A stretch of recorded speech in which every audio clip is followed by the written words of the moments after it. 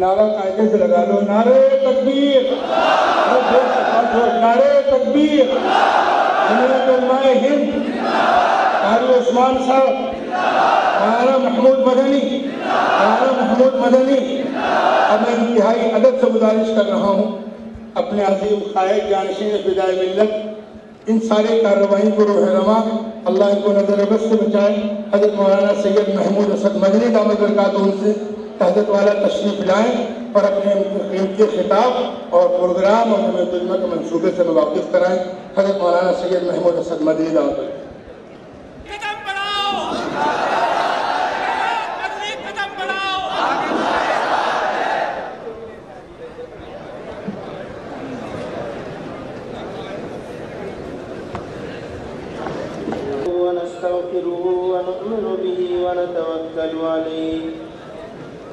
ونعوذ بالله من شرور أنفسنا ومن سيئات أعمالنا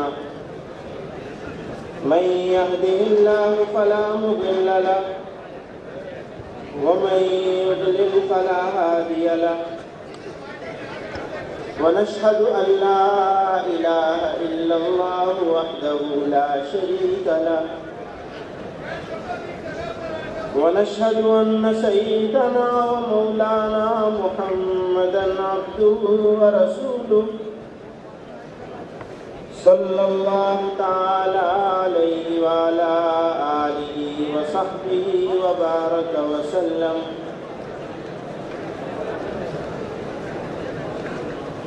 जमीयत उलमाए हिंद के सदर मुहतरम अमीरुल हिंद हज़रत मौलाना कारी सैयद मोहम्मद उस्मान साहब दामद बरकातहू,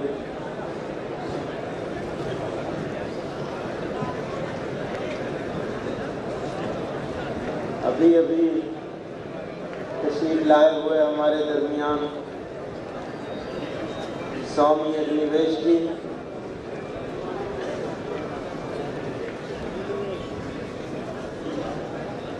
मैं स्वामी जी से कह रहा था सुबह सुबह कि स्वामी जी नहीं होंगे स्टेज पर तो कैसे बात बनेगी।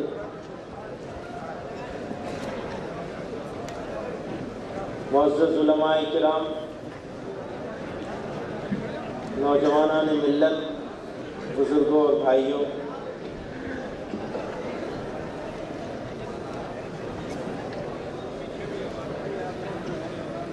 आज हम लोग यहाँ ताल कटोरा में जमा हैं, लेकिन जमा होने का मकसद इजलास और कॉन्फ्रेंस नहीं है। इजलास और कॉन्फ्रेंस से तो बहुत हो गई, हम कॉन्फ्रेंसें करते हैं, इजलास करते हैं, अपना वक्त लगाते हैं, अपना माल खर्च करते हैं, अपने घरों से आते हैं,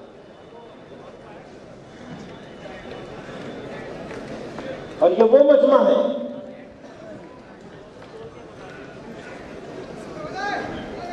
जिसको सवारियां देकर नहीं बुलाया जाता। ये वो मजमा है जो सवारी पे भी पैसा खर्च करता है और इस इजलास को कामयाब बनाने के लिए हमको भी पैसा देता है। इसीलिए कहते हैं जान और माल दोनों चीजों की कुर्बानी देने वाले हैं।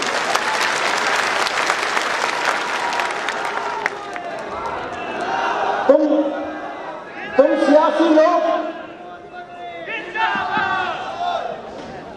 सियासी लोग दिहाड़ी खर्च करके, लोगों को दिहाड़ी देकर, मजदूरों को ला करके अपनी जगहों को भरते हैं। हमारे लोग जान हथेली पर लेकर के कुर्बानी देने के लिए आते हैं।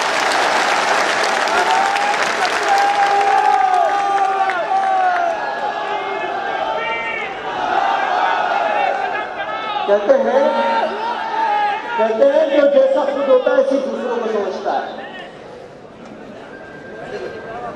ये तो खुद किराए के लोगों से काम चलाते हैं, हमें भी ऐसे समझने लगे। तो अब जलसा और जुलूस का नंबर खत्म, अब बात आगे की चलेगी।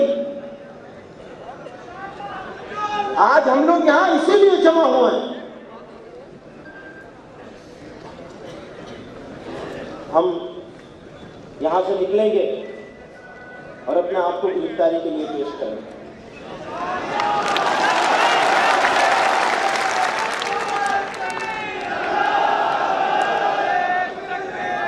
कुर्बानी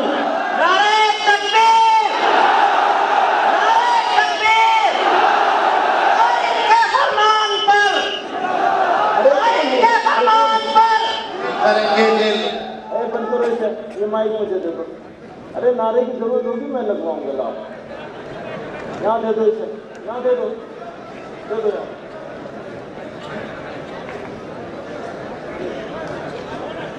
दोस्तों, पिछले 50 सालों से यही हो रहा है। पूरी कौम जो है वो नारों में बह गई। नारा जरूर लगाएंगे, लेकिन नारा लगाने के बाद मुतमईन हो जाते हमने अपना फर्ज पूरा कर दिया। जो चीज शुरुआत करती है उस चीज को अपनी जिम्मेदारी का इख्तिताम समझ लेती है कौम। नारा तो शुरुआत है, अब हमें एक्शन लेना है।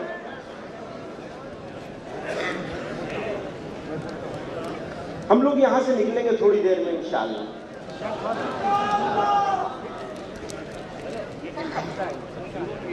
अब जब कुर्बानी देने का जज्बा है हमारे लोगों में, तो हर आदमी आगे बढ़ने की कोशिश करेगा, है ना? लेकिन आज कुर्बानी मांगी जा रही है, हर आदमी पीछे रहने की कोशिश करेगा। बोलो तैयार हो? गाय के लिए, पीछे रहने के लिए, पीछे रहने के लिए। ऐसा हुआ था एक मर्तबा कहीं बहस चल रही थी, तो मिल्लत के कुछ जिम्मेदार लोग बैठे थे एक जगह बहस में। तो उस बहस में ये बात चल रही थी, भाई मुसलमानों का होगा क्या, अंजाम क्या होगा। सब मुसलमान जिम्मेदार थे। भाई अब आप लोग बीच में कर जाए, फोटो बहुत हो गए। चलिए आप बीच में करिए, नीचे उतरिए।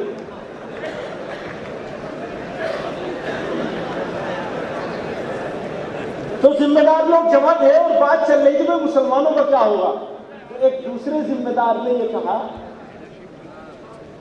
मुसलमानों का कुछ नहीं होगा, मुसलमान आगे चलते हैं, उनके लीडर लोग बेचारे पीछे चलते हैं। मुसलमान अपने कायदीन की सुनता कहाँ है? मुसलमान आगे चलते हैं, लीडर लोग पीछे चलते हैं। आज आपको इस इल्जाम को गलत साबित करना है। आगे नहीं, पीछे चलना है। पीछे चलना नहीं, आगे चलोगे तो उल्टा हो जाएगा।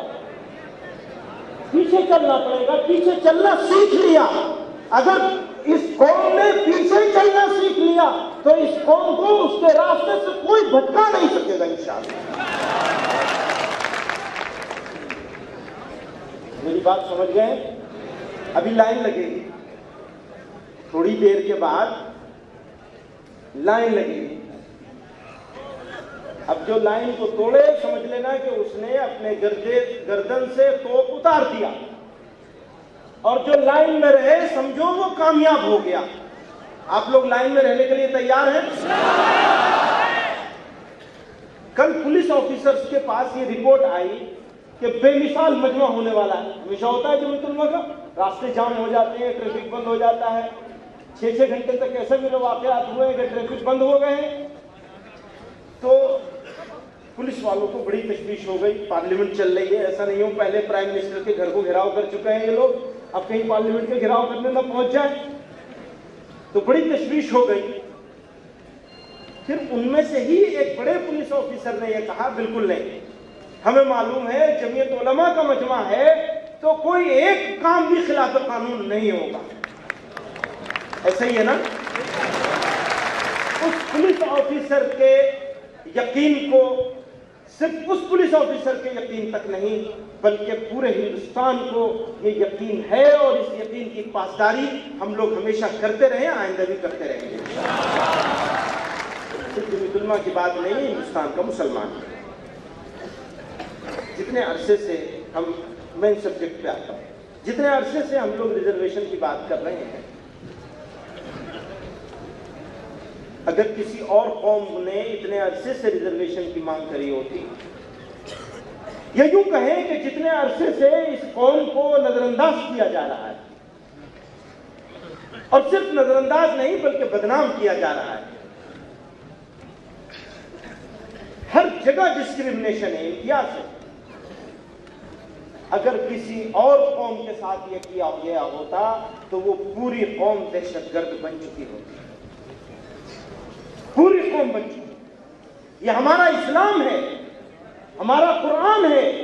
हमारा कुरान पर और जनाब रसूलुल्लाह सल्लल्लाहु अलैहि वसल्लम के अहकामात पर चलने का ये जज्बा है जिसने हमको जुल्म से, नाइंसाफी से और दहशतगर्दी से रोका हुआ है। मेरे भाइयों, आज अभी थोड़ी देर पहले प्रोफेसर साहब कह रहे थे कि हम रिजर्वेशन अगर मांग रहे हैं तो मुसलमानों के लिए। अगर हम रिजर्वेशन मांग रहे हैं तो हिंदुस्तान के लिए मांग रहे हैं। मैं जानता हूं स्वामी जी आप इस बात से पूरी तरह इत्तेफाक नहीं करते, मैं जानता हूं। मैं आपसे कहता हूं कि आप इत्तेफाक न करें, फिर भी आप हमारे साथी हैं। जिस चीज से आप इत्तेफाक करते हैं उतने पर हमारे साथ चले, हमारे लिए इतना भी काफी है। लेकिन ये हम भारत के लिए मांग रहे हैं, इस देश की एकता अखंडता के लिए मांग रहे हैं।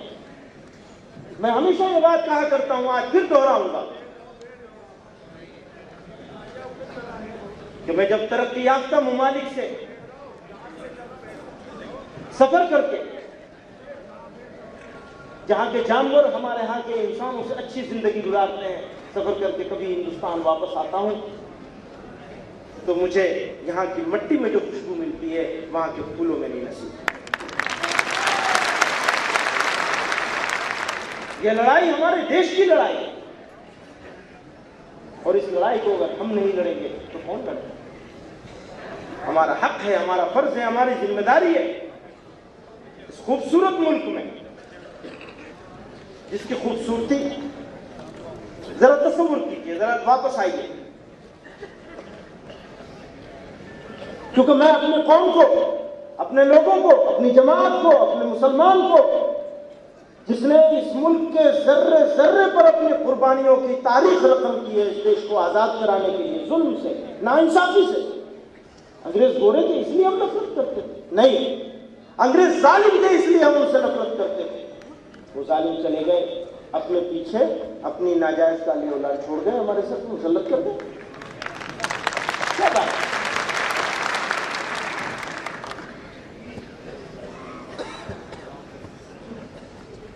तो ये नाइंसाफी, अगर उस नाइंसाफी के लिए अगर उस वक्त लड़ा गया तो आज फिर लड़ा जाए, फिर ये लड़ाई। तो इस खूबसूरत सरजमीन को हमें पाक करना है, साफ करना है नाइंसाफियों से और मसालिम से।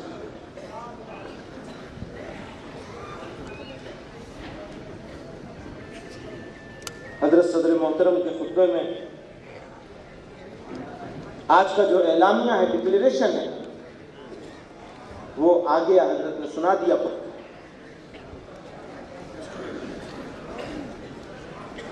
फिरकावाराना फसादात, कम्युनल वायलेंस,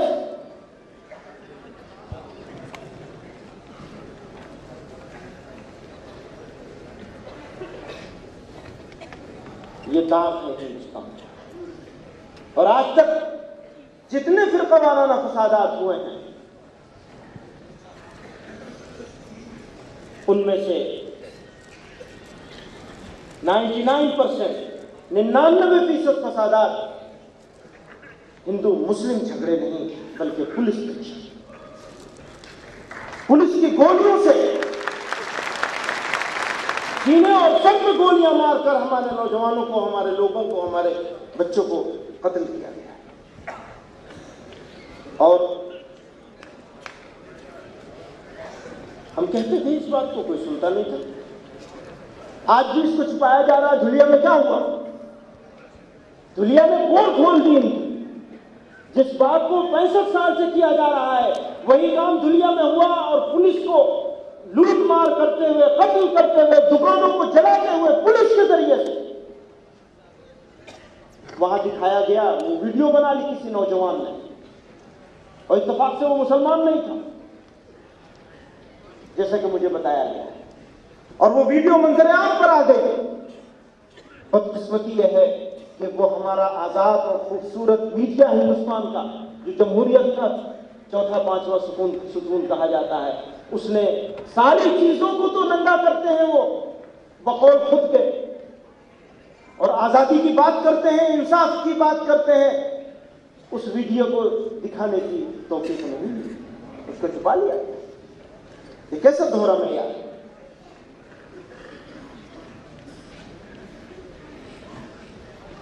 हम तो अगर बात कर लें तो हमारी बात कुछ और होती है, मुंह में कुछ और डाल दिया जाता है जबरदस्ती, और फिर जब उस बात की तरदीद करें तो कह दिया जाता है अरे दबाव में आ गए मदनी साहब, अब दबाव में आ गए। सुन लीजिए, जो बात कही है उस बात से एक इंच हटने को लिए तैयार नहीं है, लेकिन जो बात आप कह रहे हैं उस बात को हम कभी कहने के लिए तैयार नहीं है।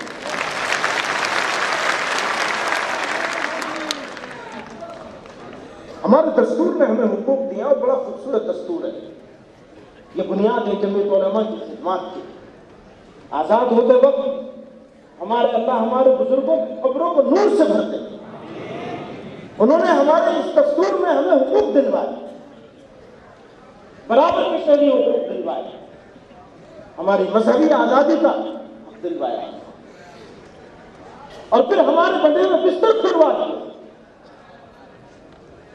इस मुल्क की ये खूबसूरती बनाने में सबसे बड़ा किरदार अगर किसी का है तो हमारे बुजुर्गों का है। दस्तूर में हमें हुकूक हासिल है, लेकिन अमलन हमें उन हुकूक से महरूम कर दिया, अमली तौर पर छीन लिया। अब बताइए, जो लोग इख्तिदार में बैठे हैं, चाहे वो मरकज में हो और चाहे वो सूबों में हो, उन्होंने अगर हमें हमारे हुकूक से महरूम किया है तो उन्होंने दस्तूर की पासदारी की है या दस्तूर की पामाली की है। और जो लोग इस मुल्क के इस खूबसूरत संविधान का, कॉन्स्टिट्यूशन